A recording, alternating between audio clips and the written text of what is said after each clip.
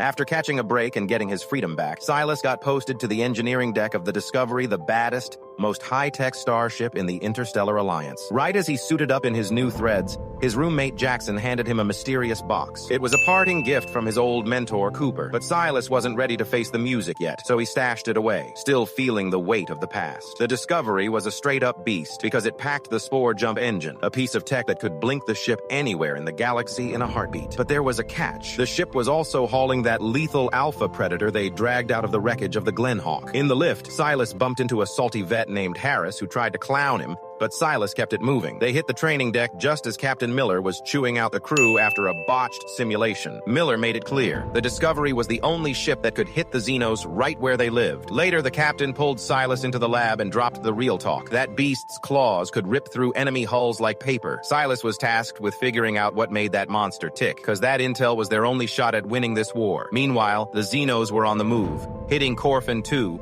the main source of double Lee crystals, to get their busted ghost ship back online. Their commander had even scavenged a secondary processor from a junked Alliance ship, doubling their firepower. If Corfin 2 fell, half the Alliance fleet would go dark. Captain Miller decided to send it, but his XO, Bradley, called Cap, warning him that a long-distance jump was straight-up suicide. Miller didn't flinch, but during the jump, things went south. They got sucked into the gravity well of an O-type star, frying the sensors and nearly tearing the ship apart. They barely made it out by the skin of their teeth, and the mission was a total bust. Everything was riding on Silas now. He and Commander Ellen figured out that the beast and the spores had a deep neurological link. Ellen tried to weaponize the creature's juice, but the experiment went haywire and cost her her life. Despite the trauma, Silas doubled down. With Jackson's help, he cracked the isolation chamber, and instead of attacking, the beast went chill. It plugged into the reactor and fed them the raw interstellar data they needed for a perfect jump. Using the beast as their compass, the Discovery pulled off a flawless jump and dropped right on top of Corfin 2. The Xenos opened fire and the ship's shields were redlining,